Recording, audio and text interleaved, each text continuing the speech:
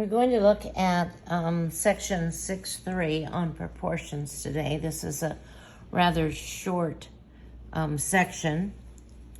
We're going to talk about what a proportion is. It states that two ratios or two rates are equal.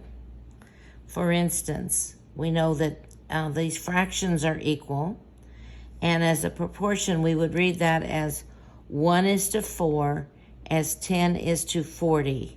We can also say that the numbers 1 and 4 are proportional to the numbers 10 and 40. So there's really two ways that we can read this. To determine whether two ratios form a proportion, we must determine whether the ratios are equal. And two fractions are equal when their cross products are equal.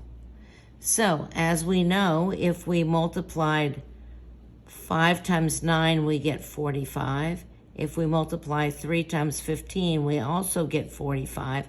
So the ratios are equal, so it does form a proportion. In this one, if we multiply 4 times 10, we get 40. If we multiply 9 times 6, we get 54. So those cross products are not equal, so the fractions are not equal, the ratios are not equal, it is not a proportion. So we're going to use this idea to solve proportions to find the missing number.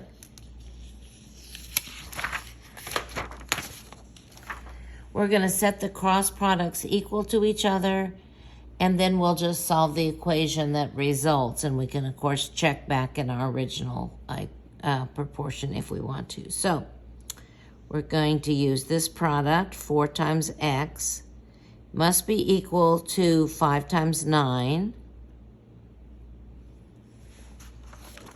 So we know how to solve these. This is pretty easy. X is multiplied by 4, so we'll undo that by dividing both sides by 4. And we get, if I did this on my calculator, I would get 11 and 25/100. So we could put that back in our proportion, and our cross products would be equal. This one, we're multiplying y times 21 and 3 times 77, 231. And now we'll just divide both sides by 21. This is very simple and very useful.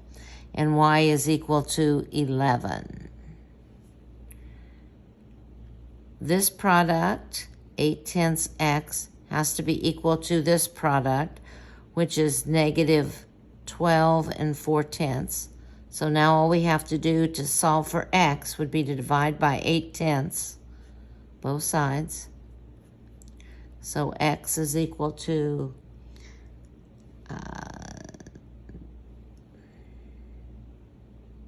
negative 15 and 5/10.